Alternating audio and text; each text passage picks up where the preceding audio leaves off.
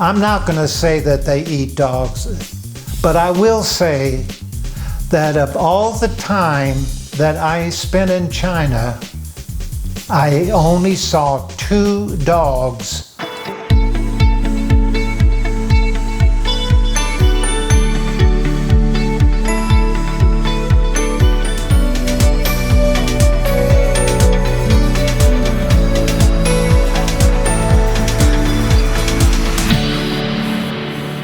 Hello again. It's fun just taking a trip around the world. Let me tell you about the food that you'll encounter when you travel overseas.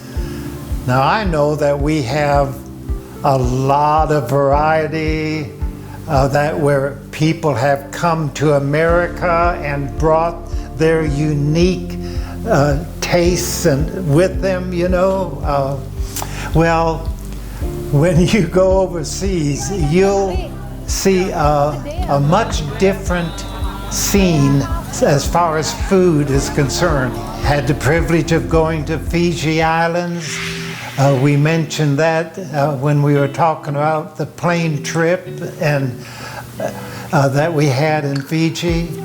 Well, we also had a major restaurant that was in the Fiji and at the resort that we visited. We just went, I think it was 3 days to honor a missionary that we had a part in sending there and raising support for her and helping her in her missionary efforts.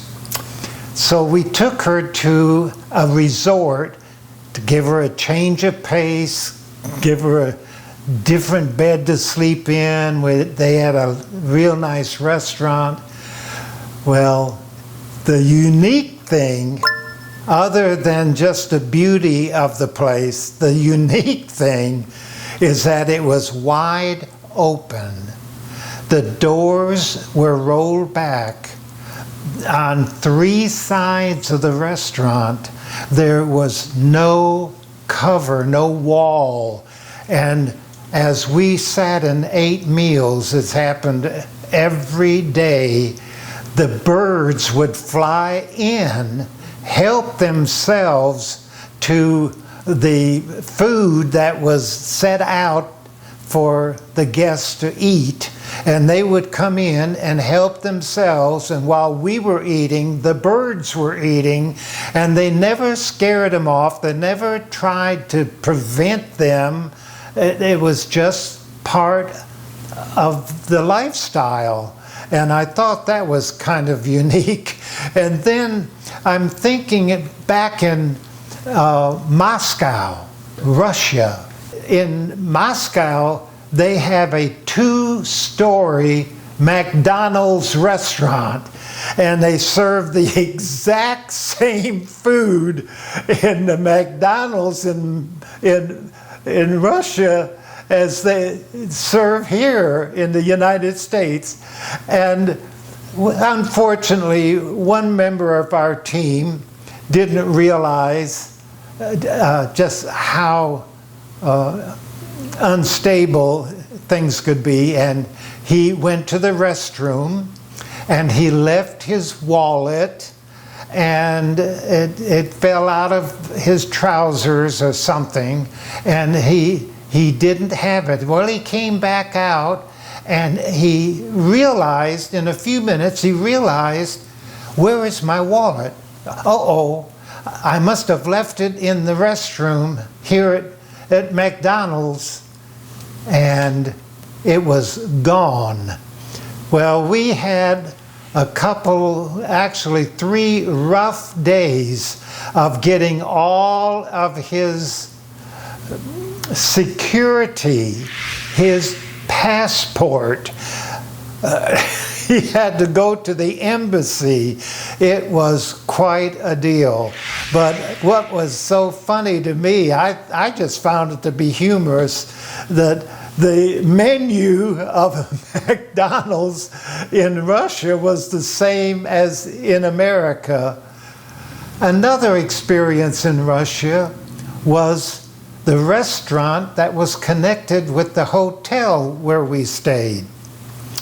And I found out that it may be different now, but when I was there, the restaurant had to have your order the day before you were going to visit the restaurant, because they could not carry the food. They couldn't carry a supply. They had to know what you were going to eat. And so we had to go over the menus the day before we were going to eat, decide which meals we were going to be eating, and they would actually go out and buy the groceries for the meals that we were going to stop in the restaurant and eat. I thought that was a little unusual, but something really nice happened, and that was my Bible that I always carry with me. It's very important to me, and it came missing.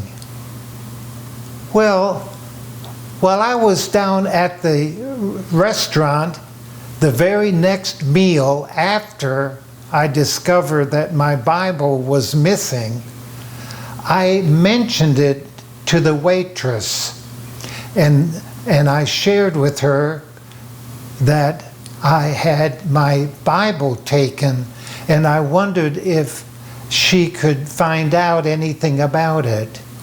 I want you to know that the very next meal that we had at that restaurant, the Bible was laying, my Bible that had been taken from my hotel room was laying on the counter of the restaurant and was returned to me. I thought that was kind of unusual too. Let's look at China. One thing got my attention was the feathers being removed from ducks and chickens and geese and and hanging up with no refrigeration, hanging up on the outside of the meat shops. I mean, please, very unappetizing, and the flies were terrible. I've been asked a lot about whether Chinese people eat dogs. I'm not going to say that they eat dogs, but I will say that of all the time that I spent in China, which was a multitude of trips, I only saw 2 dogs the whole collective time of all the visits. 2 dogs. So I don't know if the dogs weren't reproducing or if they were being held inside the apartment or house. But anyway, I'll just let it go at that. That'll be enough. However, getting back to having Jojo come from Luoyang City, south of Beijing, when I was hosted by the city, I was honored at a banquet because it became known in the city by the officials that we were going to take Jojo back to America and have him outfitted with prosthesis to extend his leg that was bitten off by a pig when he was 3 years old. I was taken by the head of security for the entire region, and he escorted me, and part of that was to the banquet. I've always been told that if you are hosted in a foreign country and you are served food, that you should eat whether you like it or not. Well, I was put to the test because my interpreter was with me going through the line, and they had all these various types of food put out, and they were labeled, but it was all done in Chinese. So I couldn't tell for sure. The only thing I really knew, felt that I knew, was the octopus because of the suction cups on the meat. And so I turned to my interpreter and I said, "Would you please tell me what I am putting on my plate?" So she began one by one, and she said, "That's snake." Uh-oh! And then I put something else on my plate. She said, "That's eel." And then I put something else on my plate, and she said, "That's donkey." Oh, no. And then she said, "That's octopus." And at that point, I turned to her and I said, "Please don't tell me anything else, because I don't think I can stomach it. And I'm going to do my best to eat what I have, but don't tell me any more of what they're serving me." Well, you never know what you're going to get when you go to a foreign country. Well, my wife and I were sitting in a restaurant on the banks of the Sea of Galilee. Well, I thought we're sitting on by the Sea of Galilee. It's beautiful, absolutely gorgeous. And we're sitting there and said, "You know, I think we ought to have fish. We're right here by the sea, and that would be an appropriate thing for us to get." So my wife agreed, and we ordered the fish. And when it was delivered, it looked back at me because they had fried the whole fish, fins, tail, head, eyes were still in the head of the fish. And I looked down at my plate, and the fish looked back at me. Of course, it wasn't alive, but I imagined it was looking at me. And I'm just here to tell you that you never know what you're going to get served when you think you are safe. Well, in Beirut, Lebanon, I went to a little restaurant. I was really getting thirsty for coffee. I know, I'm a coffee addict. I love coffee. I actually drank so much coffee at one stage of my life that I had the doctor take me off of coffee. He said I was ruining my stomach. So I have cut back, and now I maximize with 2 cups a day. I have one for breakfast and one usually in the afternoon. And that's it for me now, and I'm doing fine, by the way, in my stomach, doing fine.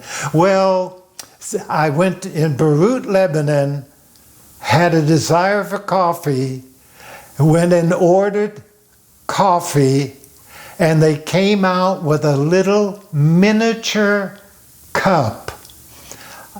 It was the size of an overgrown, extra large sewing thimble. And I looked at it and I said, "My word." I said, "That's the smallest cup of coffee I've ever seen." Well, I took a sip And the coffee was like syrup. It was charcoal black and thick. In fact, it might have been even thicker than some syrups that I put on my pancakes. And I was not able. It was a small vessel, but I wasn't able to drink it. It was just too much. Well, I think that's going to do it for my food experiences on overseas travel. Just be alert, be aware, because you never know what they're going to serve you or how it's going to look.